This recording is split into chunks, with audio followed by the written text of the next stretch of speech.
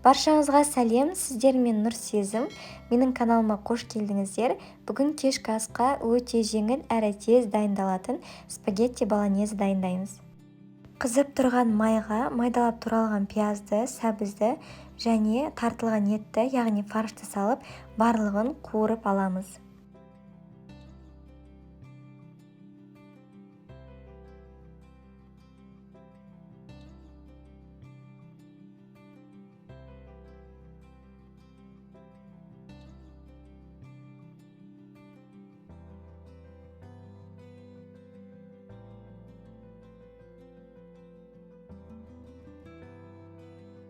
Кейін татымына қарай паприка, тұз және басқа да дәмдеуіштер қосамыз. Сондай-ақ бір ас қасық томат пастасын қосып, барлығын араластырып қуырып аламыз. Осы жерде майдалап қызанақ қосып жіберуге болады.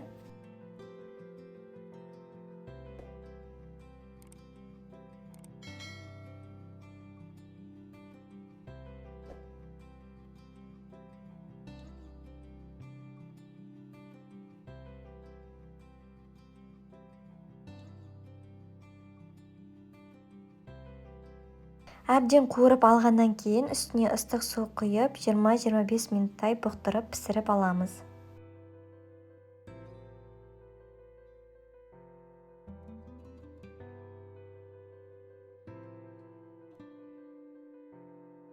Бөлек ыдыста су құйып аламыз, оған тұз қосып қайнатамыз.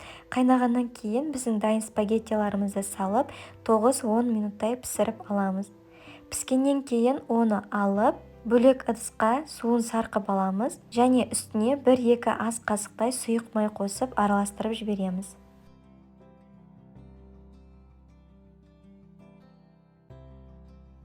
Кейін спагеттиді тарелкаға саламыз және оның үстінен тартылған еттен, яғни фарштан жасалған начинкамызды саламыз және үккіштен өткізілген сырды бетіне сеуіп шығамыз. Осылай дастарханға ұсынсаңыздар болады. Өте дәмді әрі ерекше болып шығады. Сіздер де жасап көріңіздер.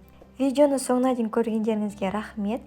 Менің каналыма тіркеліп, лайк басып, комментарий қалдыруды ұмытпаңыздар. Баршаңызға ас болсын.